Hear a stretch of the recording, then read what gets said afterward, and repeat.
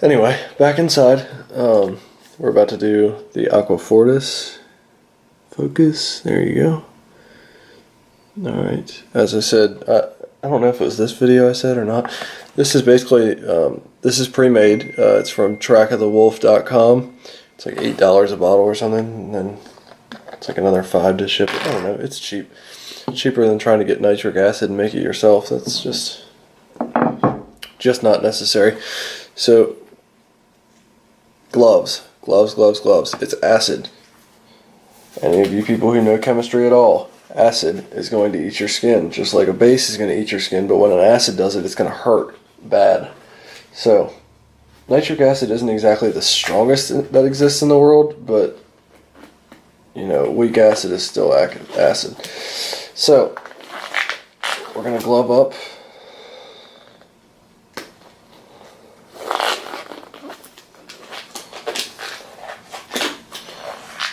I shouldn't say weak acid, just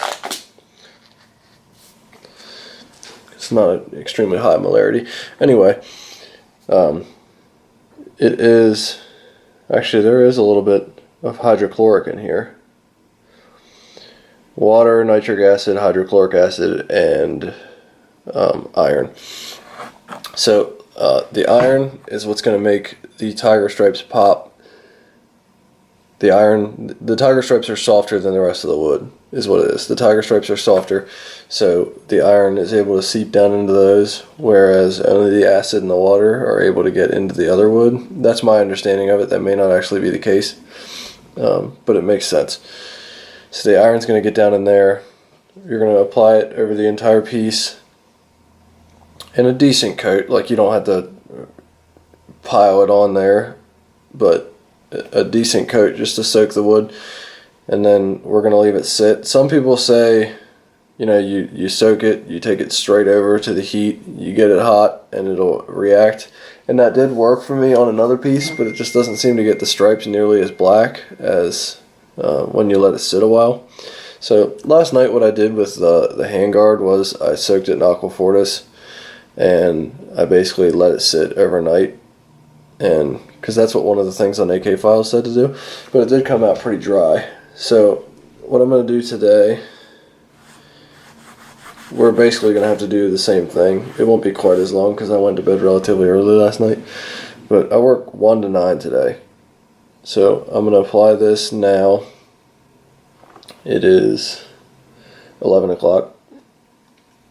I'm going to apply this now, and then before I go to work I'll apply another coat, and we'll heat it up in between as well, so we can see what the stripes look like. We may not need another coat, but we'll see. All wood's different, so you can't really just say, hey, I'm gonna use aquafortis, so, you know, like I only need it on for 5 minutes whenever one piece might want it longer. So you just dab it onto a cotton here, or this is actually cheesecloth, but you just dab it on there. You don't want to spill that because it is acid.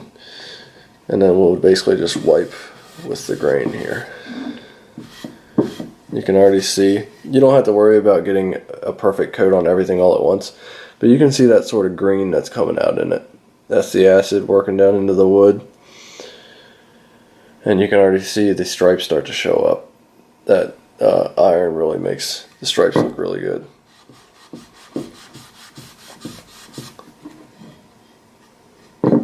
It dries pretty quickly, so you do kind of have to apply liberally. You have to go back and basically, don't forget though, I didn't show you guys this. I did it earlier, didn't show you. Tack cloth. After you sand, make sure you tack cloth everything off so you don't have all the little bits of wood everywhere. That's going to ruin your day. So, tack cloth, if I haven't shown you yet in the video, I can't remember what I've shown you, what I haven't. You're basically going to take it, this side's clean still, and you just wipe it down.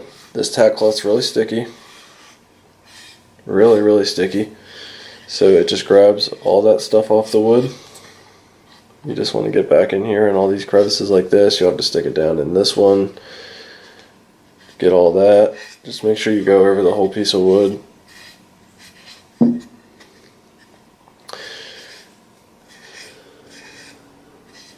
you really want to be wearing 2 gloves, just for the record, because even though that looks like it's dry, it's relatively dry, but it's still acid, and you still don't want it on your skin.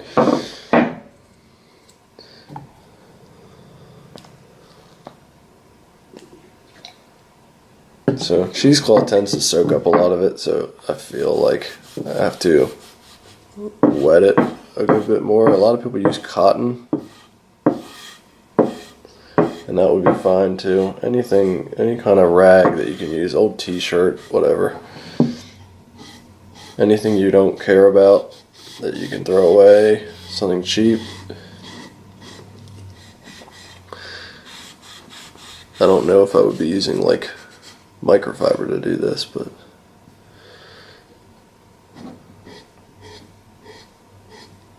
some of these spots, and this is why we raise the grain a bit, because you want to pick the grain up to help the aquafortis, but also so whenever you go to apply it, you don't get, because like weird spots like back here in these little corners, I ended up having to like dab a little bit and wipe because I didn't quite take all the grain. But you can see that, look at that grain start to pop. That's just wild.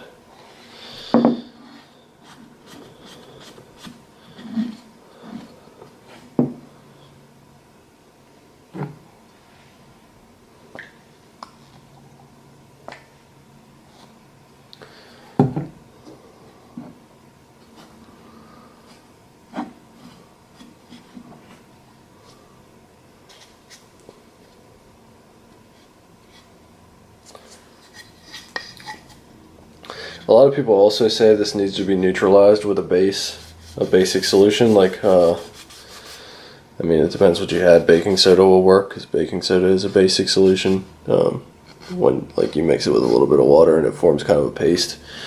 And a lot of people say to wipe it down with that after the fact, because this finish was meant to be done on old. Well, it was originally done on old rifles. And if you look at some of those rifles now, the grain has taken on, like, just all the wood has turned black, like just jet black, because the acid is still working in there over time. Even though it's been dried out, they apply an oil over top to protect the finish. And then, the oil, it's not like a clear coat. Like, it's gonna still allow some things to come in. Like if you were to toss the rifle in a creek or something, the wood would still get wet. It's part of the reason I'm using urethane. I'm hoping that I don't have a problem with that. Hopefully that it doesn't turn black over time. I would be okay if it turned black. Like, the whole kind of idea of this is to get the stripes to turn really black, but I don't really care for the wood to turn black itself, just the stripes. But if you feel like that's what you want to do, or your plan is to do an oil finish, you want to mix up a paste with baking soda and water and rub it on afterwards. And that'll neutralize the pH between the acid and the base, the acid you're putting on, and then the base you made with baking soda. And then it won't react over time. It'll stop the reaction and nothing will oxidize any further.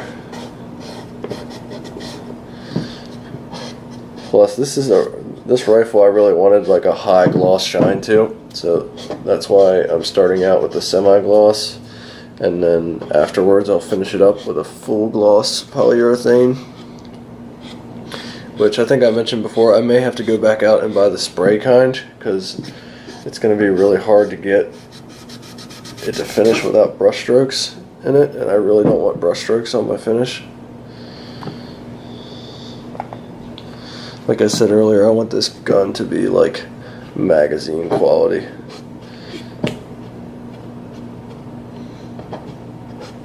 Like, I'm actually kind of hoping in my mind that once I get it up on the internet,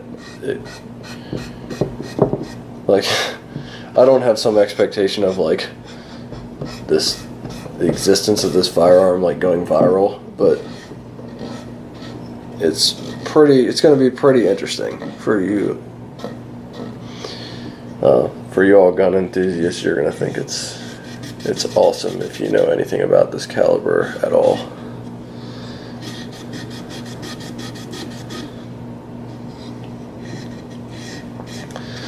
It's going to take a while because I've got to order a barrel for it. We're going to get a Krieger barrel, so it'll be a match grade barrel. Then the gunsmith will have to order a blank because I don't think Krieger is going to turn down a contour to fit the rifle that I want it to. Which is still a secret because I still don't own it yet. Sorry guys.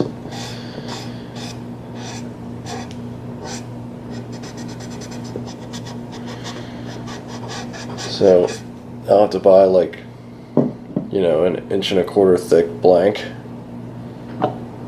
and they'll have to put it on a lathe and turn it down to the proper diameter.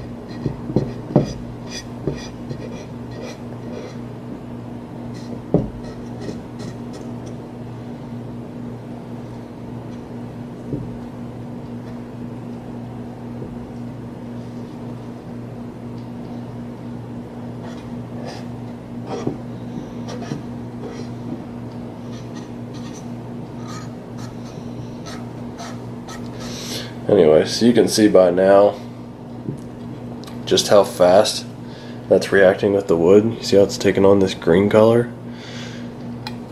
And those stripes have started to turn black there. We're going to get the heat going, and that should take the reaction even further until the whole stock actually turns a brown color. Just got to make sure we've gotten all the bits of wood covered nice. Even underneath the tang, I'm going to do it. It might not ever be seen in its life, but if it does get seen, I want it done. So we'll do behind the butt plate too, just to make sure that's done.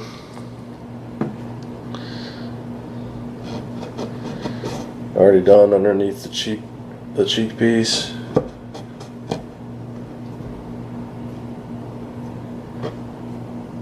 You could also get into some of these areas. Like I said, some people use cotton. Q-tip would work. I may actually grab a Q-tip because this is getting to be a little bit of a pain to get down in here. Ooh, almost spilled it.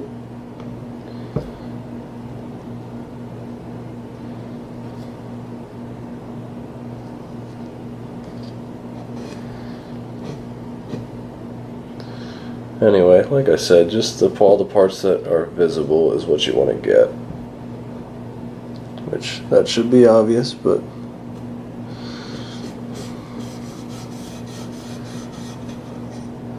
so I feel like that's all been coated with a nice coat. Just the buttstock left, the butt behind the butt pad.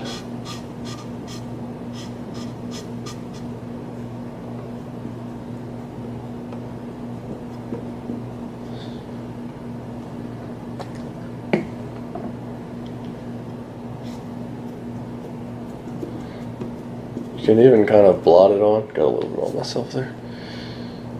It's not really painful. I mean, I don't want to act like it's an overreaction, but acid's not good to be on your skin, so just take care. Alright. So, we got that done, the whole stock done. We're going to take you over here to the oven. Stove, I guess it would be.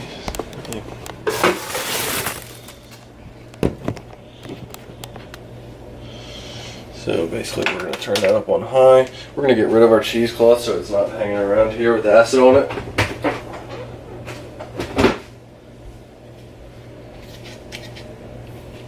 Alright, so stove, there you go, is on high and heating up quickly. So what we basically do is gloved hand, not the other hand, because it's still acid. Even after it starts to dry over here on the stove, it's still acid. We're just going to slowly move over top the stove. I'll pick you up so you can see better. Slowly move over top. You can see it's starting to react a little bit.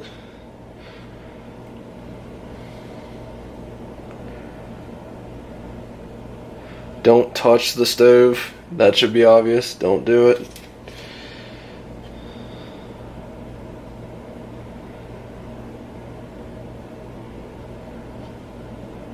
Alright, see it's starting to turn brown there a little bit. Maybe you can, maybe you can't.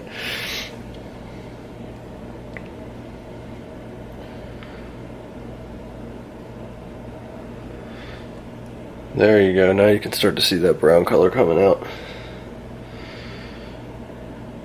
And that color will fade the stripes whenever that reacts. The brown color will come out, the stripes will look like they're going away. That's okay, because they'll come back whenever you go to stain it. It does take a considerable amount of heat to get this to react properly. Sorry if I'm not getting the camera angle perfect.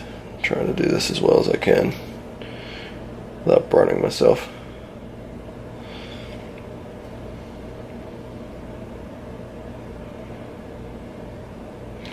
But I've found the best thing to do is get one spot nice and brown and then work your way out from there, because that spot's kind of heat soaked, so the rest of the wood will start to take on that heat, and then you don't have to add nearly as much to get it to work right.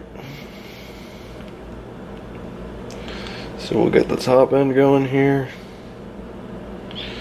That's starting to go. Go back here, heat that again. So anyway, that's basically what you're going to do until the entire thing has turned a really pretty brown like that. And that's what makes your, I know I'll pronounce it wrong again, but your chatoyancy, that's what's going to make that, give them that color you're seeing now, that sort of movement of the stripes. That's what we're looking for with that, and also to darken them. I'll see you back when I'm done.